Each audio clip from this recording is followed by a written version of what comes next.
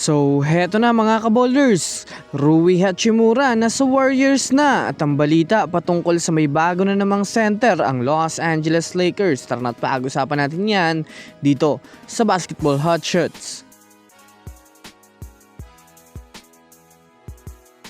Una nga muna tayong dumako mga kaboulders sa balita patungkol sa pagkakaroon ng Lakers ng panibagong center ngayon.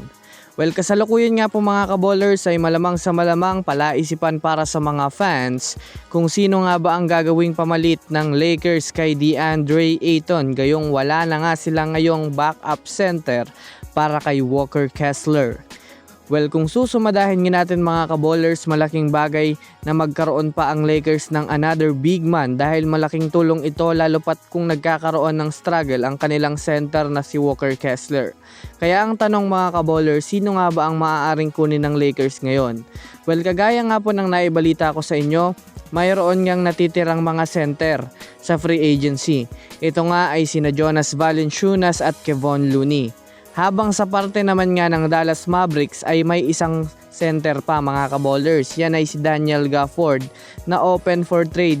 Ito na ibig sabihin maaari nga itong sunggaban pa ng mga teams na pwedeng kumuha sa kanya. Kaya naman masasabi natin malaking bagay ito para sa Lakers lalo pat maaari nila itong pagpilian sina Jonas Valanciunas o itong si Daniel Gafford. Di ko na sinaman si Kevon Looney dahil hindi naman ang Lakers kumukuha ng mababang sentro. Kaya labas mga Lakers fans, sino nga ba ang magandang center para sa Lakers ngayon? Samantala, pumunta naman tayo mga kaboulders sa balita patungkol sa pag-sign na ni Rui Hachimura sa Golden State Warriors. Alam naman nga po natin mga kaboulders na napabalita na gusto ngang makuha ng Warriors itong si Rui Hachimura sa free agency bukod kay LeBron James. Dahil dyan, mataas ang chance na matuloy ito lalo pat alam naman natin na hindi kailangan ng Warriors ng malaki para makuha itong si Hachimura dahil sa pagiging available nito bilang unrestricted free agent.